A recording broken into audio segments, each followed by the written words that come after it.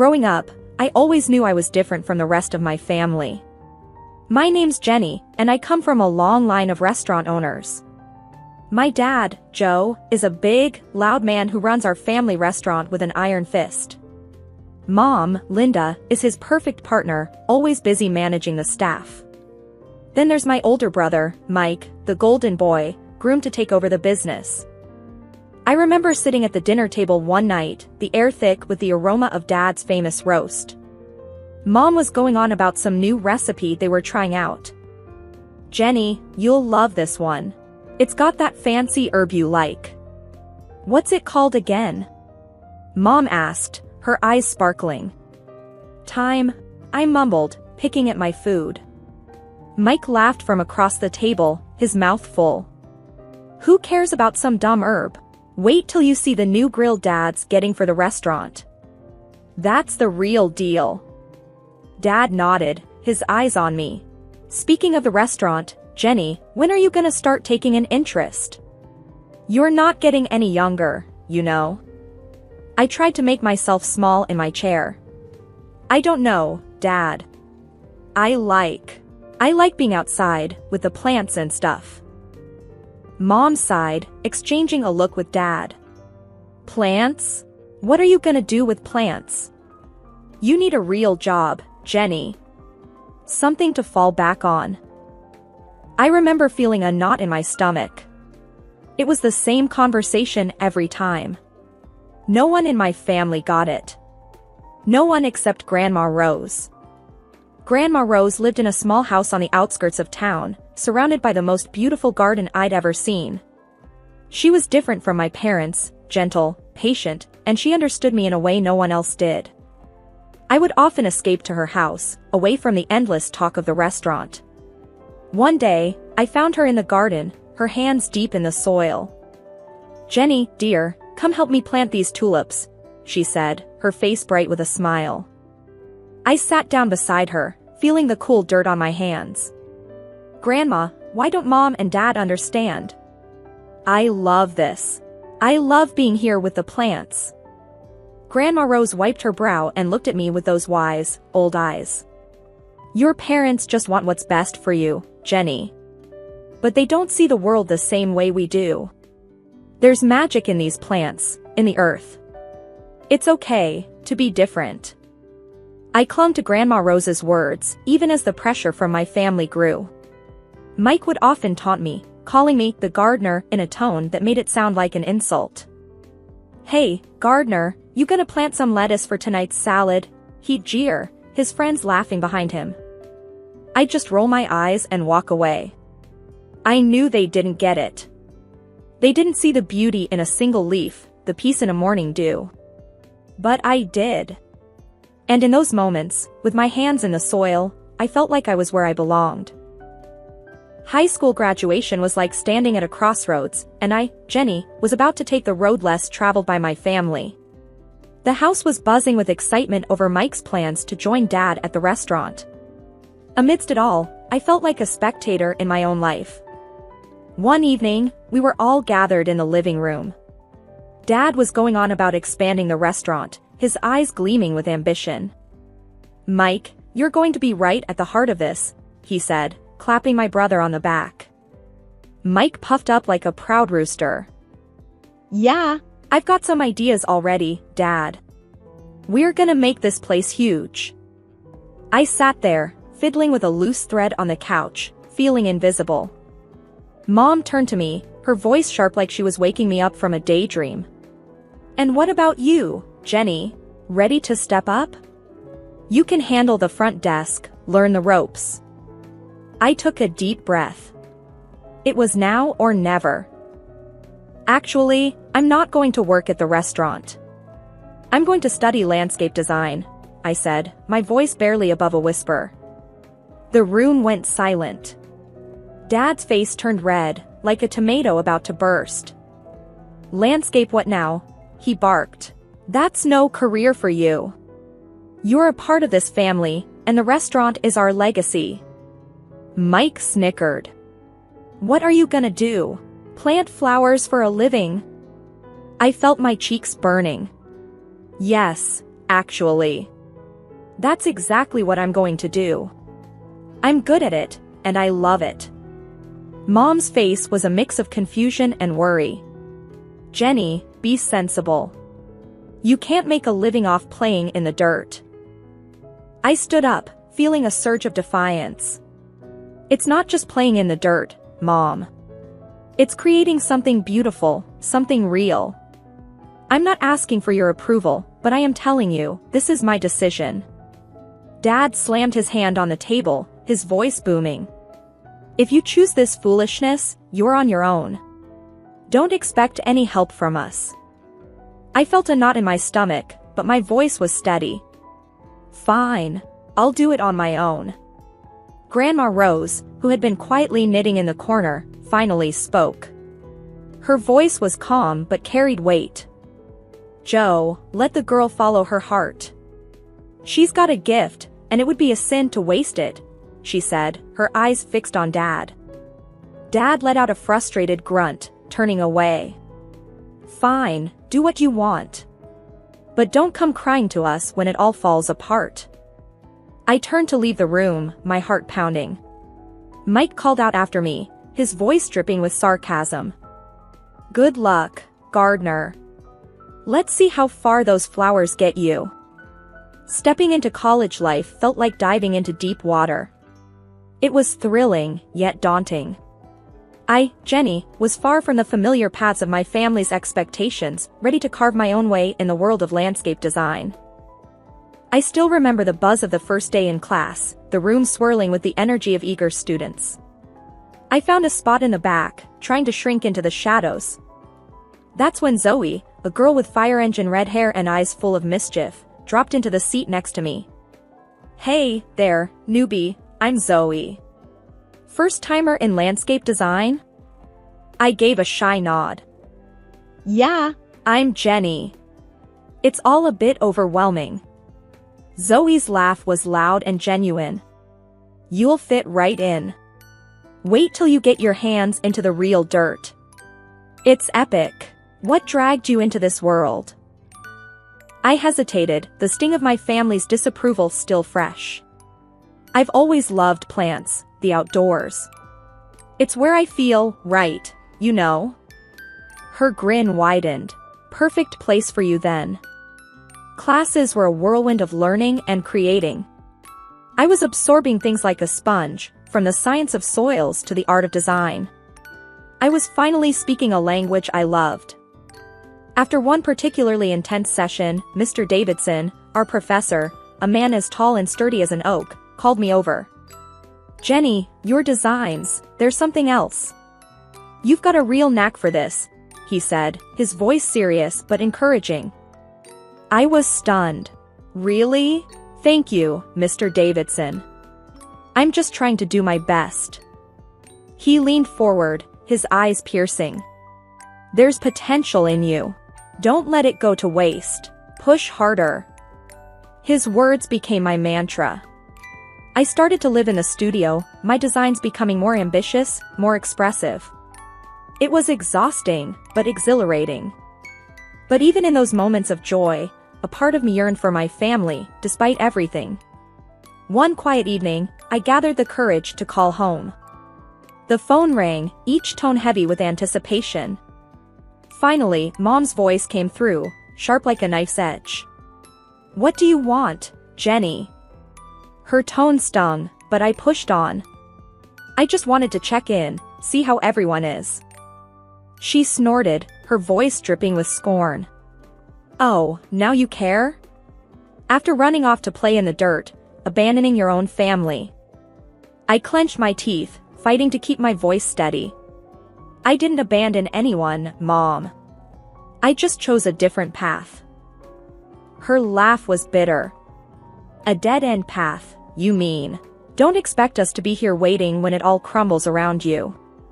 The call ended soon after, leaving a sour taste in my mouth. But it also fueled a fire in me. I dove back into my work with a new intensity, determined to prove not just to my family, but to myself, that I was on the right path. Life has a way of throwing curveballs, and mine came in the form of a phone call during my final year of college. It was Aunt Clara, my mom's sister, her voice shaky and strained. "Jenny, it's about your Grandma Rose. She passed away last night," Aunt Clara said, her voice cracking with emotion. I felt the ground slip away beneath me. Grandma Rose had been my rock, the one person who believed in my dreams. Losing her felt like losing a part of myself. The funeral was a somber affair. My family was there, all stiff and formal. Dad, Mom, and Mike looked like strangers to me. After the service, I overheard Mom talking to Aunt Clara. "I still can't believe she left that house to Jenny. What's she going to do with it? She can barely take care of herself," Mom said, her voice dripping with disapproval. I felt a surge of anger but bit my tongue. I didn't want a confrontation, not there, not then. The will reading was a few days later. Grandma Rose had left me her house, the beautiful garden haven where I had spent countless hours. My family was shocked, their whispers sharp as thorns. "Why would she leave it to Jenny? She's never around anyway," Mike muttered under his breath. Dad's face was like thunder. "This is ridiculous. That house could have been sold, put money into the restaurant." I stood up, my voice steady but firm. Grandma knew I loved that house, that garden. It was where we spent so much time together. I'm going to keep it, just as she wanted. Mom's response was cold and harsh. "So, you're just going to live there alone, playing in the dirt? What a waste." Their words stung, but I had made up my mind. I moved into Grandma's house, immersing myself in the garden she had loved so dearly. I started renovating the place, pouring my heart into every plant, every flower bed. As the months passed, I transformed Grandma's garden into something truly special. It became my sanctuary, a place where I could be myself, away from the judgment and expectations of my family. The day the invitation to Mike's wedding arrived at my doorstep was a day of mixed feelings. It was a fancy piece of paper, golden letters against a white background, representing a part of my life I had left behind. Staring at it, I felt a storm of emotions churn inside me. I decided to go, but on my terms. I dressed in a way that felt true to me, elegant but simple, a far cry from the dirt-stained clothes they remembered. Entering the restaurant, the sights and sounds of my past life engulfed me. I spotted my family across the room. Mom, Dad, and Mike, all decked out, looking like a picture-perfect family. I braced myself and walked over. "Jenny? I didn't think you'd accept the invitation." Mom's voice was sharp, cutting through the noise. "I came to see Mike get married." "It's a family event, isn't it?" I replied, trying to keep my voice level. Mike glanced at me, his smirk familiar and unwelcome. "What's the matter?" Ran out of bushes to trim. Decided to play dress-up for a change? I felt a familiar sting, but I brushed it off. "I'm just here to wish you well, Mike." It was then that his bride, a tall woman with a haughty look, chimed in. "Oh, this is the infamous gardener sister? Did you manage to scrub the dirt from under your nails, dear, or is that your natural look?" Her words, sharp and mocking, hung in the air. I clenched my jaw, refusing to let her see how deep they cut. "I clean up just fine, thanks for asking." "Congratulations to you both." Dad's eyes were cold, his voice colder. "Your being here doesn't erase the past, Jenny. You chose your path." Their words were like thorns, but I had grown a thick skin. "I'm not here to rehash old arguments. Just wanted to wish Mike a happy married life." I was quickly ushered to a small table in the corner, away from the family. Sitting there, I could feel the curious stares and hushed whispers. "That's the gardener," they whispered, "the black sheep of the family." But as I sat there, a sense of pride welled up in me. Yes, I was the gardener, the one who had dared to follow her own path. I was no longer the shy, unsure girl they remembered, but a woman who had found her strength, who had bloomed in spite of them. My discomfort only grew as the evening stretched on. Sipping my drink, I tried to make myself invisible, but that plan fell apart when I caught the eye of some guys I knew from childhood, Mike's friends, the same ones who used to join him in mocking me. "Look who's here, the family's little dirt digger," one of them, Jake, jeered as they approached, a sneer plastered on his face. I took a deep breath, steeling myself. "Actually, it's landscape designer. But I wouldn't expect you to understand the difference." Their laughter was harsh, grating. "Oh, listen to her, thinks she's all high and mighty now." Chris, another one, added with a scoff. I bit back a sharp retort, my hands clenching under the table. "I've worked hard for my success. My job is more than just playing in the dirt." Their amusement was cut short when an elderly man at the next table interjected. He'd been listening, his expression growing increasingly disapproving. "I've seen this young lady's work. The new park downtown, that's hers. It's outstanding. Shows what you know." The group was visibly taken aback, their smugness faltering. Muttering under their breath, they slunk away, their egos bruised. Emboldened, I decided to venture out from my safe corner, mingling through the crowd, dodging glances and whispers. That's when I overheard Mike, speaking to a group of his friends. "She's always been the odd one, more into her plants than real work," Mike said, his voice laced with a mix of amusement and disdain. His friend laughed loudly. "Every family's got its black sheep, huh?" Their words were like a slap, raw and stinging. I walked away, my heart pounding, reminding myself their opinions didn't define me. As I weaved through the crowd, I bumped into my cousin Lucy, a quiet presence in our loud family. "Hey, Jenny. I've seen some of your designs. They're really something," she said, her voice sincere. I managed a small smile. "Thanks, Lucy. It means a lot, especially today." Lucy looked at me, her eyes understanding. "I never agreed with how they treated you. You're doing amazing things. I'm glad you stuck to your path." Her words were a small comfort amidst the thorns of the evening. We chatted briefly, a momentary respite from the tension. As Lucy drifted away, I returned to my corner, feeling the weight of the evening. The loud music, the clinking glasses, and the bursts of laughter around me felt like they were happening in a different world. I sat there, sipping my drink, longing for the celebration to end. The wedding night was winding down, its fancy aura overshadowed by my own tangled feelings. Just when I thought the night couldn't get any more surreal, the mayor, a distant relative of Mike's bride, took the stage for his speech. "Ladies and gentlemen, it's a delight to be here," he began, his voice booming across the room. "But tonight, I want to highlight a special guest among us, a true star in the world of landscape design, Jenny." Hearing my name, I almost choked on my drink. I stood up hesitantly, feeling like a deer caught in headlights. The mayor beamed at me. "Jenny here is the brilliant mind behind the transformation of our city park. She's a celebrated landscape designer who's won multiple awards for her incredible work. Let's give her the recognition she deserves." The room erupted into applause, a sound that felt foreign to me. I glanced at my family's table and saw them, their faces a mix of shock and embarrassment. Mike's bride leaned towards him, her voice dripping with disbelief. "Is he talking about your sister, the gardener?" Mike mumbled something, looking like he wished the floor would swallow him up. The mayor's praise continued. "Jenny's work has revitalized our city. She's a true talent." Amidst the clapping, I felt a surge of confidence. The mayor's words were like a light, dispelling the shadows of doubt and scorn from my family. Then, seizing the moment, I decided to speak up. "Thank you, Mayor, for your kind words. It's an honor to contribute to our city's beauty."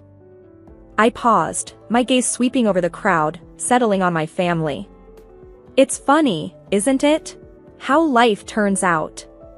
Mike, you and your bride are perfect for each other. Your shared talent for rudeness to others is quite remarkable." The room went silent, the air thick with tension. My parents, my brother, and his fiancée blushed deep red, their shame as visible as if I'd slapped them. Mom's voice cut through the silence, sharp as a knife. Jenny, what are you saying? This is your brother's wedding. I met her gaze, unflinching. Just speaking the truth, Mom.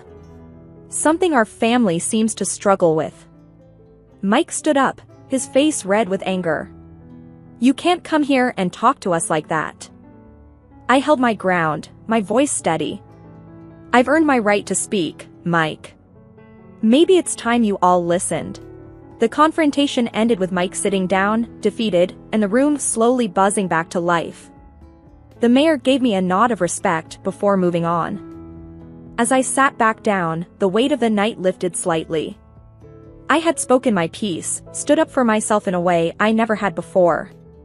I was no longer just the gardener or the outcast. I was Jenny, a recognized landscape designer, someone who had grown past her family's narrow expectations. After Mike's wedding, word got out about my success as a landscape designer. People were buzzing about the awards I'd won and the projects I'd aced. It felt like stepping into the sunlight after years in the shadows.